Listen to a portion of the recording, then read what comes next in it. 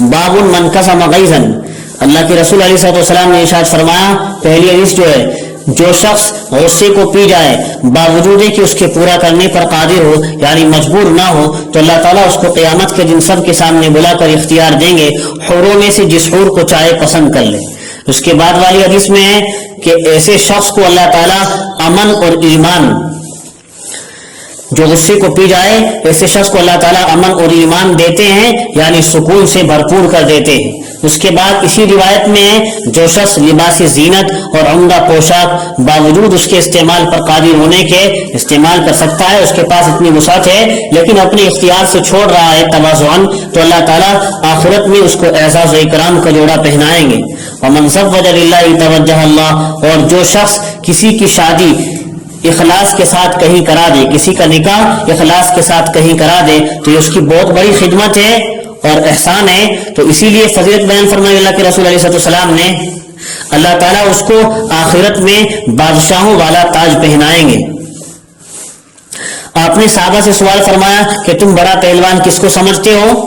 تو انہوں نے عرض کیا کہ جس کو کوئی پچھاڑ نہ سکے۔ آپ نے ارشاد فرمایا کہ ایسا نہیں ہے، بلکہ بہادر وہ شخص ہے جو اپنے نفس پر قابو رکھتا ہو غصے کے وقت، جو اپنے نفس پر قابو رکھے غصے کے وقت۔ حضرت معاذ بن جبل کی روایت ہے، آگے آپ صلی اللہ علیہ وسلم کے سامنے دو شخصوں میں گالی گلوچ ہو گئی، ان میں سے ایک کو بڑا غصہ تھا،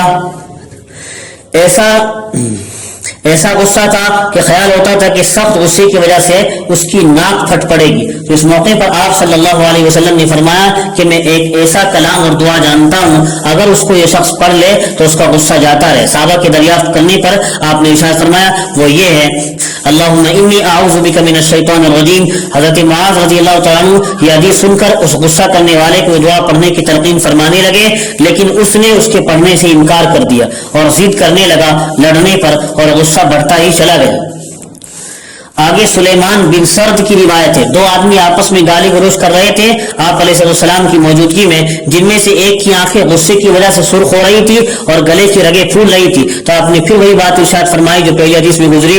اس شخص نے سن کر کہا، کیا تم مجھ کو مجنون سمجھ رہے ہو؟ اس شخص نے اپنی بیوقوفی سے یہ سمجھا کہ استعاذہ جنون ہی کا علاج ہے، یعنی جو آپ مجھے اعوذ باللہ پڑھوا رہے ہیں جنون کا علاج ہے گویا۔ کہا گیا ہے کہ ممکن ہے یہ شخص منافقین میں سے ہو یا کوئی اکھڑ آرابی ہو، اکھڑ دیہاتی ہو۔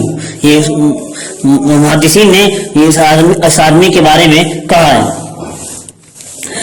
پھر آگے اللہ کے رسول نے فرمایا، اذا غضب احدکم وهو قائم فلیجلس، اگر کھڑے ہوئے شخص کو غصہ آئے کسی بات پر تو اس کو یہ تدبیر اختیار کرنی چاہیے کہ بیٹھ جائے، اگر ایسا کرنے سے غصہ چلا جائے تو فبیا، تو ٹھیک ہے، ورنہ پھر لیٹ جائے۔ اس سے معلوم ہوا کہ ظاہری تدابیر کا بھی اعتبار ہے، ان کو اختیار کرنا چاہیے۔